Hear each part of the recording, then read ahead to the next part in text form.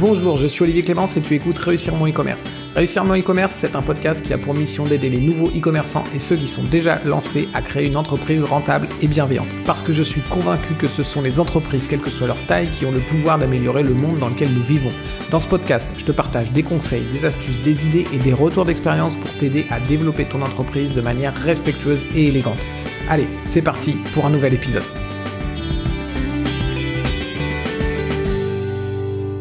Salut, j'espère que tu vas bien. Aujourd'hui, je fais l'interview de Mathieu Jalbert. Mathieu, ça fait longtemps qu'on se connaît, longtemps qu'on travaille ensemble. On s'est envoyé des clients, j'ai demandé à Mathieu de travailler pour moi sur certaines choses, etc. Il a travaillé sur mon blog. Il est développeur, il est spécialisé PrestaShop et WordPress. Et aujourd'hui, on va pas spécialement parler de ses compétences en développement, même si je t'invite clairement à prendre contact avec lui si tu as du développement en WordPress ou PrestaShop à faire. On va parler d'un autre sujet, mais avant ça, Mathieu, est-ce que tu peux rapidement te présenter et nous dire ce que tu fais en général ? Salut Olivier et les auditeurs. En tout cas, merci de m'accueillir sur le podcast, c'est cool. Ça fait très plaisir. Et du coup, pour me présenter, oui, effectivement, je suis développeur WordPress et PrestaShop depuis 2013. Donc j'interviens surtout sur de la création, beaucoup de création e-commerce et à 70% je dois faire des sites e-commerce, le reste en site vitrine. Et à côté de ça, pendant 5 ans aussi, en même temps que j'étais dev, j'ai eu un site e-commerce que j'ai monté et qu'après on est passé en société associée et que j'ai revendu par la suite. Donc j'ai pas mal le background e-commerçant. Et en plus de ça, je donne des interventions en école supérieure à Bordeaux sur les sujets PrestaShop et WordPress. Et voilà, donc je suis bien dans le bain du e-commerce. Voilà. Ok, tu as une visibilité, j'aime bien dire, à 360 sur le e-commerce, c'est cool. Et la raison pour laquelle je voulais qu'on fasse l'interview aujourd'hui, c'est parce que je voulais qu'on discute d'un sujet que tu maîtrises plutôt bien, qui est ce qu'on appelle les constructeurs de pages, ou en anglais les builders. Est-ce que tu peux nous dire à quoi ça sert, ce que c'est un builder ? Alors un constructeur de page, en fait, comme son nom l'indique, c'est quelque chose qui va nous aider à créer ou personnaliser en fait un site ou une page en fait sans coder. Donc on peut appeler ça un module, un plugin, une interface, ça a différentes façons. Et en fait, c'est vraiment le but, c'est de ne pas créer une seule ligne de code et de pouvoir en fait faire une mise en page, créer des choses, faire de l'adaptation de tablette mobile, mettre du contenu sur son site, construire des éléments, construire une page vraiment sans coder, quoi. C'est vraiment que l'utilisation en back-office et on ne met pas les mains dans le code. Ok. Et quand tu dis créer une page, quel type de page je peux créer avec un builder ? Aujourd'hui, maintenant, en fait, on peut tout créer. Sur un site e-commerce, on va pouvoir modifier la page produit, la page catégorie, mais bien sûr, on peut modifier la page d'accueil, les pages froides. En fait, on peut vraiment tout modifier. Après, ça va être selon aussi la solution qu'on utilise. Par exemple, WordPress aujourd'hui, qui a même son nouvel éditeur Gutenberg. En fait, WordPress a intégré un nouveau constructeur de pages qu'ils ont créé eux-mêmes, qui devient l'éditeur général de WordPress, où on peut vraiment personnaliser toutes les pages du site. Et après, voilà, il y a d'autres constructeurs de pages très connus comme Elementor, Visual Composer, Divi, etc., qui peuvent se retrouver sur plusieurs solutions ou sur une en particulière, et chacun va avoir quelques fonctionnalités. Par exemple, avec Elementor, on peut, particulièrement sur WordPress, on peut même créer des pop-ups qu'on peut construire nous-mêmes, en fait, totalement sans coder, quoi. Donc, on peut vraiment aller très loin dans la personnalisation et on peut construire entièrement un site juste avec un constructeur de page. Ok. Pour simplifier pour les auditeurs au niveau de qui essaient d'avoir une vision, c'est des espèces de blocs en fait que tu vas prendre, tu vas glisser, déposer sur ta page et au final tu vas construire toute ta page comme ça. Ouais, voilà, en fait, tu vas pouvoir créer une section, on appelle ça une section, ça veut dire une ligne, et dedans, on va pouvoir mettre des colonnes. Donc, vous allez mettre 1, 2, 3, 4, enfin, en fait, des colonnes à l'infini, et vous allez pouvoir, après, y glisser des widgets. Donc, ça va être des widgets images, texte, produits, barre de progression, FAQ. Donc, il y a des widgets, il y en a des centaines selon les solutions. Et en fait, ça va permettre vraiment de simplifier l'administration d'un site. Ça veut dire que l'utilisateur, s'il veut juste mettre un texte et une image et les aligner ensemble, c'est beaucoup plus simple que de devoir aller dans le code et de gérer ça. Ou d'utiliser, comme à l'époque, et c'est encore présent aujourd'hui, par exemple sur PrestaShop, d'utiliser l'éditeur WYSIWYG, l'éditeur de texte qu'on peut retrouver facilement dans pas mal de solutions, où en fait on ne peut pas gérer ses colonnes, ses alignements, où mettre l'élément, où est-ce qu'on veut, enfin, etc. Ouais, en fait, l'éditeur classique de PrestaShop, il va te permettre de faire du gras, du souligné, des listes à puces ou des choses comme ça qui sont assez simples. Dès que tu veux aller un peu plus dans la complexité, aligner des éléments comme tu veux, bah là, tu es rapidement obligé d'aller dans le code. Alors, tu peux le faire avec l'éditeur de WYSIWYG, d'aller dans le code directement si tu sais le faire, mais ça demande de connaître le code. Et en plus, en termes de lisibilité, l'éditeur, pour moi le faire de temps en temps, l'éditeur WYSIWYG, dès que tu mets en mode code, il est imbuvable. Donc, c'est un vrai calvaire. Donc, l'idée, en fait, c'est tout simplement de ne plus avoir besoin d'utiliser cet outil-là, en fait. Ouais, c'est ça. Et d'ailleurs, c'est ce qu'a fait par exemple WordPress, où ils appelaient ça l'éditeur classique jusqu'à l'année dernière, ou même ça va bientôt faire 2 ans que Gutenberg est sorti, donc le constructeur de page de WordPress. Et ils sont vraiment, ils se sont rendus compte que aujourd'hui, les gens avaient besoin de plus de facilité à gérer leur contenu et leurs interfaces. Et du coup, en fait, ils ont abandonné ça et ils ont créé leur propre constructeur de page. Donc c'est un peu une évolution un peu sur les CMS, quoi. Ok.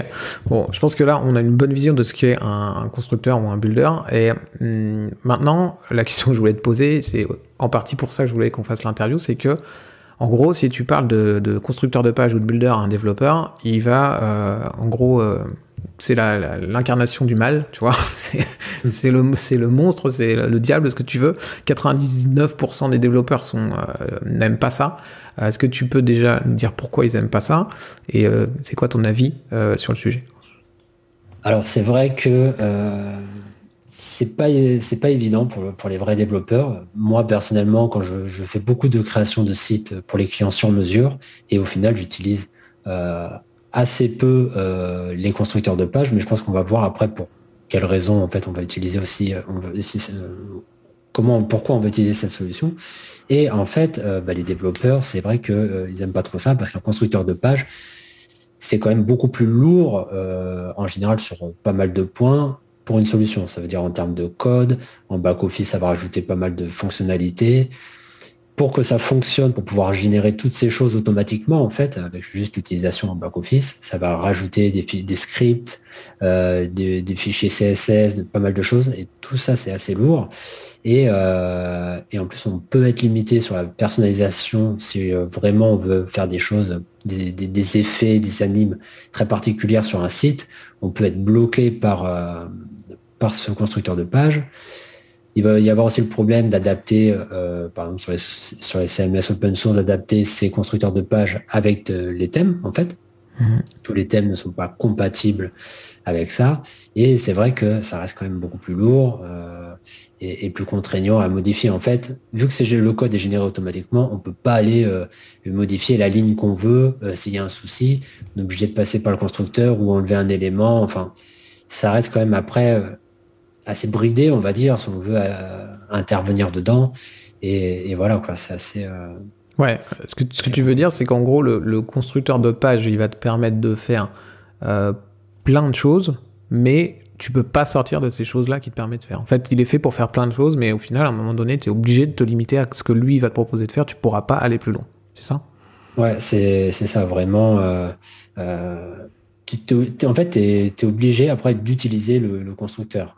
Si au milieu de ta page qui est construite avec uniquement le constructeur, tu as besoin de faire un développement particulier ou quelque chose ou qui passe forcément par le code, donc tu as des widgets exprès pour créer du code, mais des fois ça peut s'arrêter juste à de l'HTML et CSS, mais peut-être que tu as besoin d'aller plus loin.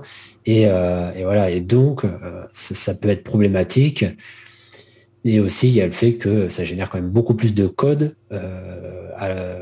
pour quelque chose de simple. Si on veut juste mettre une image ou un texte, en fait, le nombre de lignes générées par le builder, ça va être beaucoup plus important.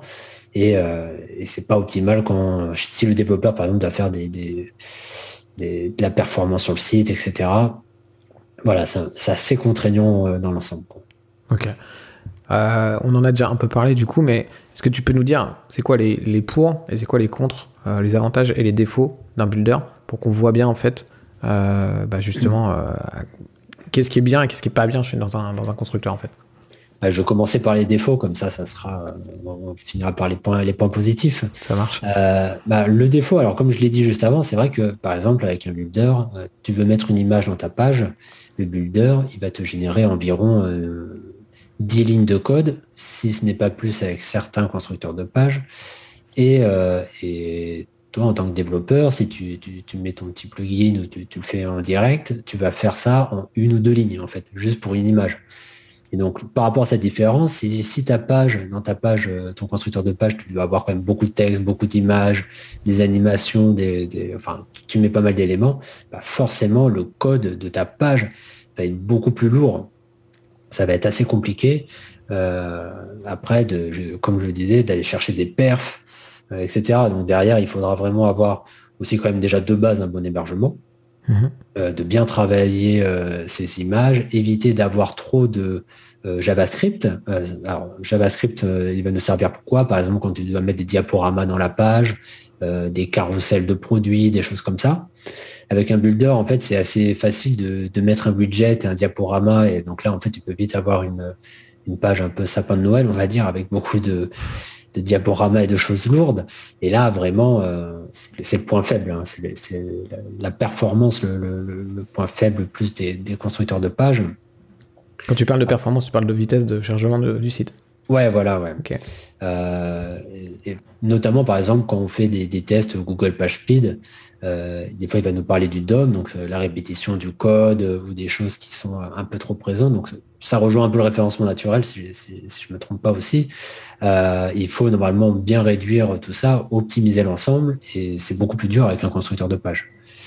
Donc, mais ça n'empêche pas, par exemple, après, d'avoir quand même des perfs, des bonnes perfs. En fait, le tout, c'est de bien optimiser sa page, comment la construire, etc. Après, l'avantage indéniable, on va dire, du constructeur de page, ça va être sur la partie coût. Quelqu'un qui a besoin de créer un site, on va rester sur le site e-commerce, de créer un site e-commerce pour tester son marché, tester un produit, et il n'a pas un budget extensible pour pouvoir réaliser un site complètement sur mesure ou faire appel à un graphiste pour faire des maquettes, etc. Parce que voilà, avec les constructeurs de pages aujourd'hui, on peut aussi importer des mises en page déjà préfaites. On n'a pas parlé, mais voilà, c'est aussi des choses qui sont à leur avantage. Et bien en fait, pour un moindre coût, on peut mettre ça en place, tester son produit, etc. Pour voir en fait comment ça fonctionne. Et surtout, en termes de temps, ça va beaucoup plus vite à créer un site via un constructeur de page où en fait tout est un peu préfet que de faire tout de A à Z. Donc maintenant en plus ils sont assez évolués, on peut gérer facilement la version tablette, la version mobile, juste en quelques clics. Donc ça peut vraiment aller vite, en tout cas si on n'a pas beaucoup de budget, on a besoin d'aller vite pour mettre quelque chose en place. Et voilà. Après, par contre, il faut, même si dans l'ensemble c'est plus simple à utiliser qu'une interface classique ou des choses comme ça, il y a quand même de la prise en main. Mais l'avantage de ces constructeurs de pages aujourd'hui qu'on voit un peu partout, il y a quand même pas mal de ressources sur Internet pour nous aider à construire, à utiliser ces constructeurs de pages. Ok, donc si je résume, en termes d'inconvénients, l'inconvénient majeur, c'est la lourdeur du code qui va générer d'autres problèmes, notamment la capacité du site à être facilement chargé, d'être rapide en termes de chargement. Ça va aussi sans doute peut-être complexifier la détection de bugs. Si jamais tu as un code vraiment lourd à charger, ça va être dur d'aller découvrir d'où vient le bug si tu as un bug sur une de tes pages. Et l'autre défaut qu'on a évoqué avant, c'est a priori si tu veux sortir de ce que te permet de faire le builder, le constructeur de page, c'est compliqué. À partir du moment où tu veux des choses vraiment très spécifiques, peut-être spécifiques à ton marché, là ça va être compliqué parce que le builder il sera évidemment pas fait pour et tu vas avoir du mal à en sortir. Et en termes d'avantages, ce que tu disais c'était globalement les coûts. Je pense que aussi tu es autonome, les coûts font que c'est parce que tu es autonome que tu n'as pas besoin de développeurs que du coup c'est beaucoup moins cher. Et la vitesse, parce que du coup tu peux tout de suite t'y mettre, comme tu dis tu veux lancer un e-commerce, tu t'y mets tout de suite, t'as pas besoin de trouver un développeur, t'as pas besoin d'attendre que le développeur soit dispo qu'il ait le temps de travailler sur ton site, etc. Ok, donc du coup on a vu les avantages, on a vu les inconvénients. Du coup, à qui est-ce que tu conseilles d'utiliser un builder et à qui est-ce que tu conseilles d'éviter d'utiliser un builder en fait? Quel type si on parle d'e-commerçants, à quel type d'e-commerçant tu vas conseiller ça ou au contraire tu vas lui déconseiller? Alors, comme on a dit, c'est vrai que pour les petits budgets ou juste pour tester un produit, déjà ça c'est l'idéal. Un petit budget, alors après, sans parler de chiffres, mais c'est vrai que aujourd'hui, si on a vraiment envie de faire un site e-commerce déjà, et aussi qu'il soit quand même assez attrayant, parce que le constructeur de page va nous permettre d'importer des mises en page déjà vraiment, on va dire, un peu sexy pour pouvoir donner envie de naviguer sur le site, etc. Ça permet de gagner du temps parce qu'en e-commerce, bien qu'il faut créer le site, derrière, il faut quand même créer tout le contenu, les fiches produits, gérer les méthodes de livraison, les textes, etc. Donc, si c'est une création d'entreprise, enfin de site, peut-être pas d'entreprise, mais une création de site e-commerce, petit budget, et on a envie de tester juste le web, le e-commerce ou un produit, ça, franchement, c'est l'idéal. Surtout que selon les budgets qu'on peut avoir, ça peut permettre à la personne de mettre le reste du budget qui peut allouer au e-commerce dans un système pour avoir de l'acquisition de trafic, on peut faire de la publicité, etc. Voilà, pour les petits budgets, c'est vraiment pas mal. Après, il faudrait éviter de faire ça si vraiment on part sur des projets e-commerce un peu plus importants ou on part sur du sur-mesure. Donc c'est vrai que, par exemple, avec mes clients, quand on crée des sites sur mesure, à côté de ça, on a un graphiste qui va faire tout le web design, on va travailler des maquettes vraiment, en fait, en gros, on part d'une page blanche et on va créer tout le site en front et des fois aussi en back, créer des fonctionnalités, etc. Et par rapport à ces maquettes créées où vraiment on est sur du sur-mesure à 100%, et des fois, on ne voit pas comment avec le builder, on pourra créer cette fonctionnalité, ou peut-être que c'est des refontes où il y a des grosses problématiques SEO, des problématiques d'optimiser à la conversion via certaines fonctions, etc. Et là, nous, on ne va pas pouvoir utiliser le builder. Cependant, par exemple, si je prends PrestaShop, on peut très bien faire un site complètement sur mesure, une page d'accueil, une page catégorie, une page produit.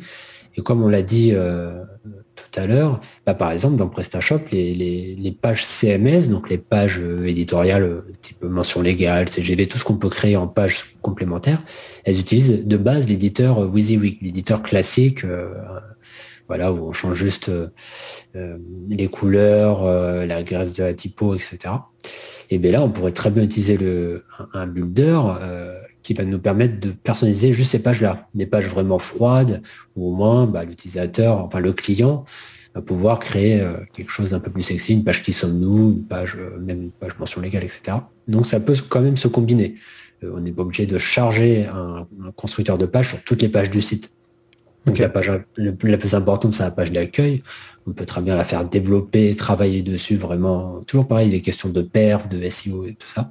Et d'autres pages un peu plus froides permettre la personnalisation par le client, enfin voilà, pour la construire. Et juste pour clarifier, quand tu parles de pages froides, tu parles de pages qui sont moins importantes, qui sont moins proches du tunnel de vente, moins proches de la conversion pour le client final. C'est ça, effectivement. Ouais. Ok. Donc en gros, si je résume ce que tu nous as dit, un builder, un constructeur de page, c'est intéressant si tu veux lancer ton entreprise, ou du moins ton site e-commerce, et que tu n'as pas forcément un gros budget, ou que tu veux tester rapidement en fait ton marché, voir si ta proposition elle va fonctionner en amenant du trafic dessus et avoir rapidement un site pour pouvoir tester ça. À l'inverse, si tu pars sur quelque chose de entre guillemets plus sérieux, où tu vas avoir peut-être besoin aussi de customisation de sur-mesure par rapport à ton marché, là, vaut mieux peut-être éviter le builder parce que ça va peut-être être plus limitatif, avec encore de toute façon la possibilité éventuellement d'avoir juste le builder sur certaines pages qui sont peut-être qui n'auront pas besoin d'une performance en termes de vitesse de chargement ultra importante, mais qui te permettront quand même de faire ce que tu veux toi en tant qu'e-commerçant sans avoir besoin de demander à ton développeur d'intervenir toutes les 5 minutes, c'est ça? Ouais, c'est ça, ouais. Bah, c'est aussi, oui, vraiment pour des... Souvent, on met le budget en compte, ça veut dire petit budget, c'est le constructeur et les plus gros budgets, c'est le sur-mesure. En soi, on peut quand même, si on a un plus gros budget, utiliser le builder, mais c'est vrai que tout va dépendre en fait du besoin de chacun. Vraiment, pour un site épuré, ou si jamais il n'y a pas de SEO, de choses comme ça, très poussées, les mises en page sont très simples. Des fois, on peut utiliser juste un builder. Par exemple, un développeur derrière, s'il n'y a pas la maintenance pour un client, pas justement, c'est un client une petite PME ou une petite TPE, bah au moins on peut l'aider à construire son site, lui faire son header, son footer sur mesure, et après dans l'intérieur des pages, il peut avoir le builder pour pouvoir construire son site.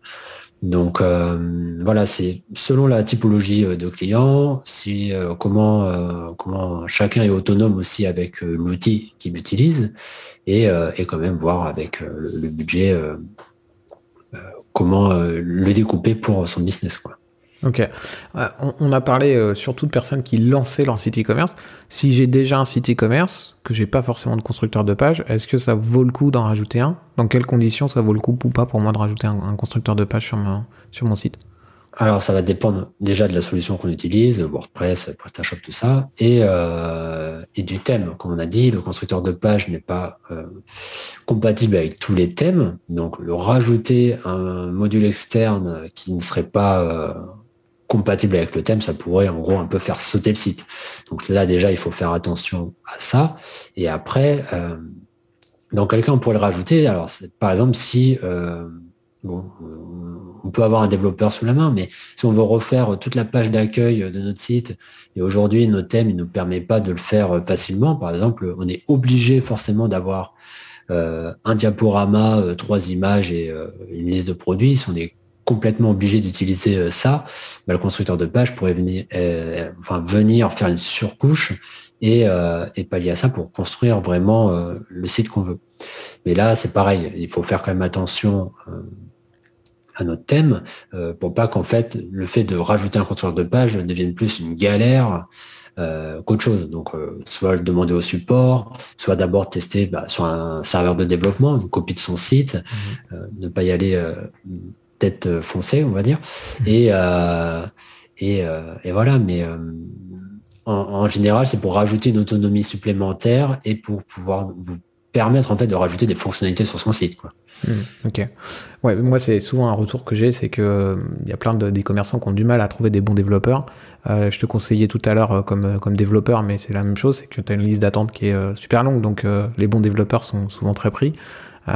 Et du coup, c'est ce qu'on disait tout à l'heure, c'est un moyen d'être plus autonome. Et éventuellement, si actuellement avec votre développeur c'est compliqué parce que peut-être parce qu'il est pas bon, parce que malheureusement des mauvais développeurs il y en a, ou il n'est pas dispo, etc. Peut-être que rajouter un builder sur votre site, ça peut vous permettre de vous donner une certaine autonomie, comme on disait, peut-être sur certaines pages qui sont pas forcément problématiques, mais avant ça, bien checker que le thème va fonctionner avec le builder en fait. Ok. Et tu parlais tout à l'heure qu'il faut une certaine un temps de prise en main d'un constructeur de page. C'est quelque chose qui est quand même très complet. Il y a beaucoup de choses dessus. Et c'est ce dont je voulais parler aussi dans cette interview. Tu as créé une formation. Est-ce que tu peux nous en parler un petit peu? Pourquoi tu l'as créée? Qu'est-ce qu'elle permet de faire? Et à qui elle s'adresse? Alors ouais, j'ai créé une formation en gros du constructeur de page, on va l'appeler Elementor, même si parce que c'est uniquement pour PrestaShop. Donc le module officiel pour PrestaShop s'appelle Creative Element. Et en fait, c'est venu pendant le confinement, quand on s'ennuyait dans le confinement, même si j'avais beaucoup de boulot. Mais j'ai fait ça vu que le soir, on n'avait pas grand chose à faire, quoi.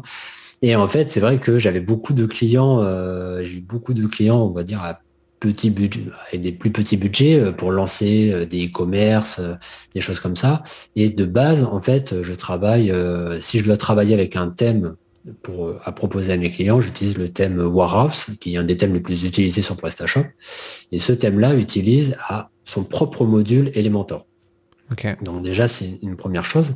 Et c'est vrai que j'ai créé beaucoup de sites avec des thèmes pendant cette période, sur quelques mois, pour des clients, même si je l'utilisais déjà avant pour de temps en temps, quand je fais pas de sur-mesure.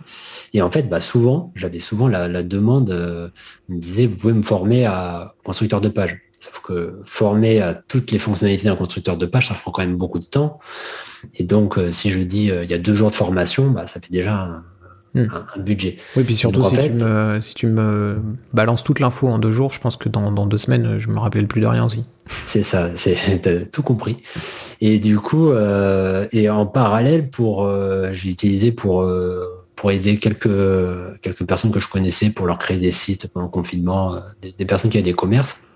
J'avais vu qu'il y avait le module Creative Element, donc c'est quelque chose à part de ce thème Warehouse.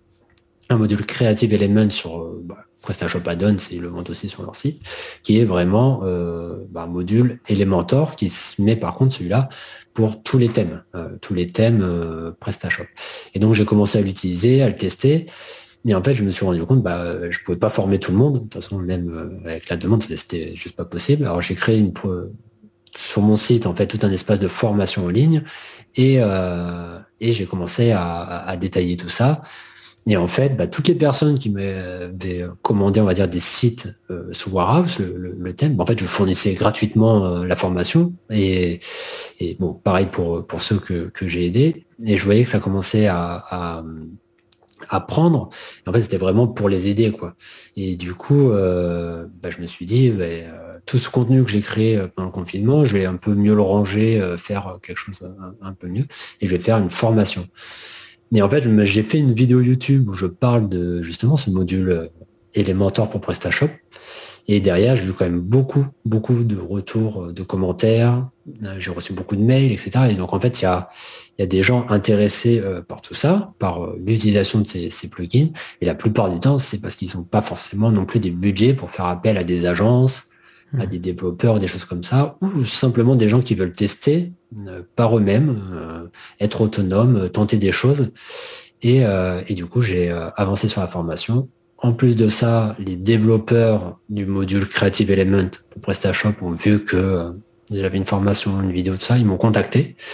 Et en fait, maintenant, ils prennent mes retours. Par exemple, quelques mois après que j'ai sorti tout ça, enfin même quelques semaines, ils m'ont demandé qu'est-ce qui manque pour PrestaShop, pour notre module.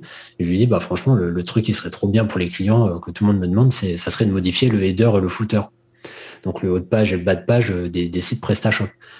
Et 1 mois après, ils avaient développé la fonctionnalité.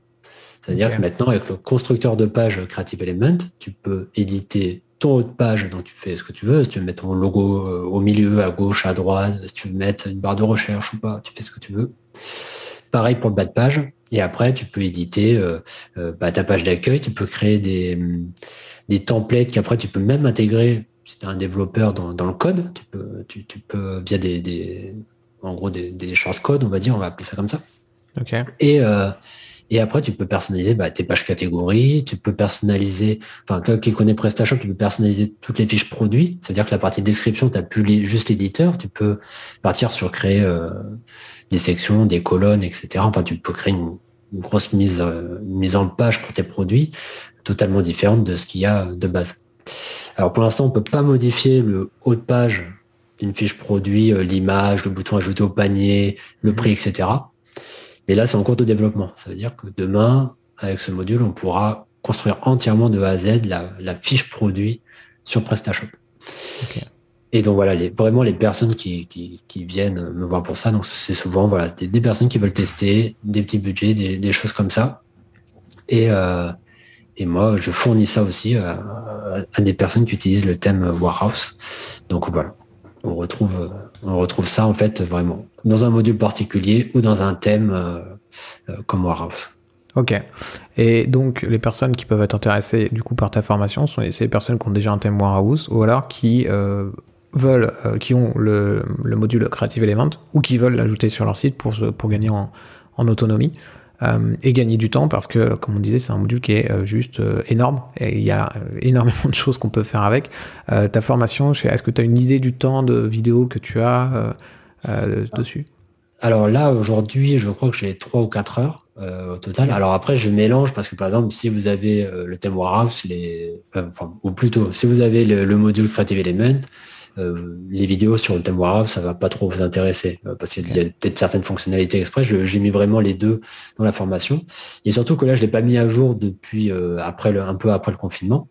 Et j'attends la rentrée 2022. Donc tous mes clients qui ont déjà acheté la formation ou même les prochains, ils vont rien payer de plus. Ils vont avoir une mise à jour. Je vais faire une grosse mise à jour de la formation via les nouvelles fonctionnalités qu'on a parlé, le header, le footer, peut-être la fiche produit.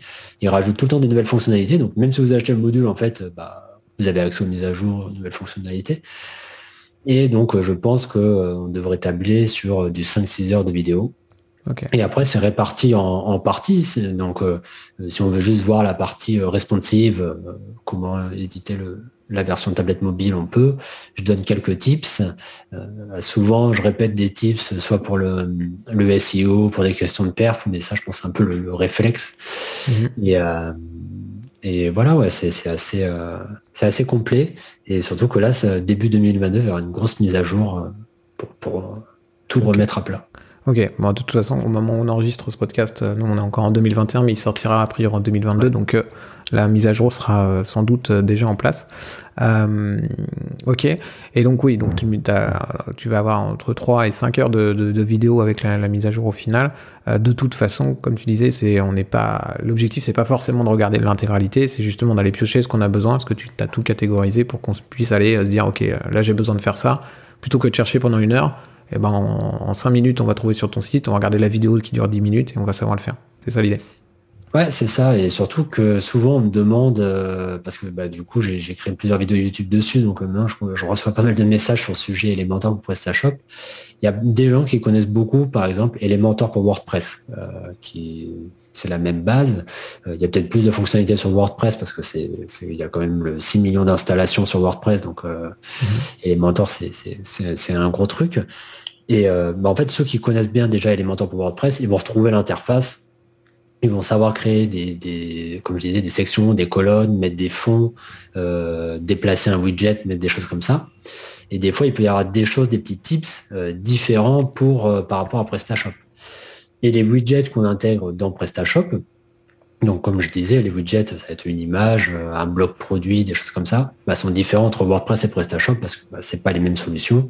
Donc il y a des widgets différents et donc là, ça peut les aider de pas regarder toute la formation et d'aller juste à certains points qui les intéressent, quoi.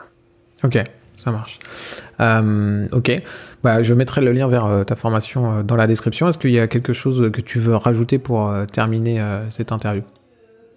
Écoute, en tout cas, te remercier déjà. Franchement, c'était très sympa. Et voilà, après, sur la formation, je pense qu'on a bien fait le tour. Et pareil sur mon activité. Et voilà, après, il y aura tous les liens, à mon avis, en dessous pour me retrouver, soit sur Instagram, YouTube, sur mon site. Il y aura de quoi me trouver. Ok. Et de toute façon, si on a des questions, je suppose qu'on peut te contacter pour savoir un peu plus sur la formation, s'il y a des choses auxquelles on n'a pas répondu dans l'interview. Il n'y a aucun problème. Ok, ça marche. Je te remercie Mathieu et je te dis à très vite. Ciao. Merci. Ciao. Voilà, j'espère que cette interview t'aura plu. Une chose qu'on a oublié de préciser pendant l'interview, c'est que si tu passes par la formation de Mathieu, dans la formation, tu vas obtenir un lien pour aller acheter Creative Element qui te donnera automatiquement 20% de réduction sur le module. Donc si jamais ça t'intéresse d'utiliser Elementor, donc Creative Element pour PrestaShop, sur ton site pour gagner en autonomie et tout ce qu'on a pu dire d'intéressant autour d'un constructeur de page, n'hésite pas à prendre la formation de Mathieu et une fois que tu es dans la formation, utilise le lien qui va te donner pour gagner tes 20% sur le module Creative Element. Je te mets le lien vers la formation de Mathieu directement dans la description de ce podcast. N'hésite pas à aller voir si ça t'intéresse et surtout n'hésite pas à lui poser des questions si tu en as à propos de cette formation pour savoir si c'est bien pour toi, etc. Je te dis à très vite pour un prochain épisode. Ciao!